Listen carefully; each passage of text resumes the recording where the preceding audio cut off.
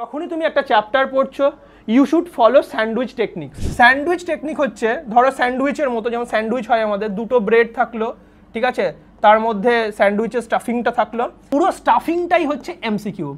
এখানেও খেলা আছে। স্যান্ডউইচ টেকনিক্স যখন তুমি ফলো করছো, first you have to read the minimum theory or revise the class notes, যাতে করে আমরা হিন্টস বুঝতে পারি প্রবলেমটা, হিন্টস টু স্টার্ট। সেকেন্ডলি হচ্ছে ফর্মুলাগুলো চটজলদি বোঝার মনে করার জন্য। থার্ড হচ্ছে বায়োলজির জন্য অনেক সময় ডায়াগ্রাম দেখলে পুরো মানে চ্যাপ্টারটাই অনেক সময় মনে পড়ে যায়। টাইম বেসড এমসিকিউ সলভ করতে হবে। যখন তুমি প্রিপারেশান করছো, প্রিপারেশন ডেজে তোমার বেস্ট ফ্রেন্ড হচ্ছে ওই একটা ছোট্ট ঘড়ি। কতক্ষণ সময় অ্যালট করা উচিত স্যান্ডউইচ টেকনিকে?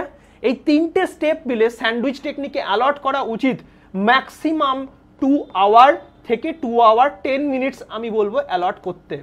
তাহলে এখানে কি হচ্ছে, এখানে হচ্ছে আমি আনসারগুলো চেক করছি। এবার চেক করার সময় ডেফিনেটলি তোমার অনেকগুলো আনসার ভুল হবে, এটা স্বাভাবিক ব্যাপার। যদি 1%ও মনে হয় যে না ঠিক বুঝতে পারলাম না, তাহলে অবশ্যই সেটাকে তুমি কিন্তু প্রপারলি তোমার টিচারের কাছে নিয়ে যাবে।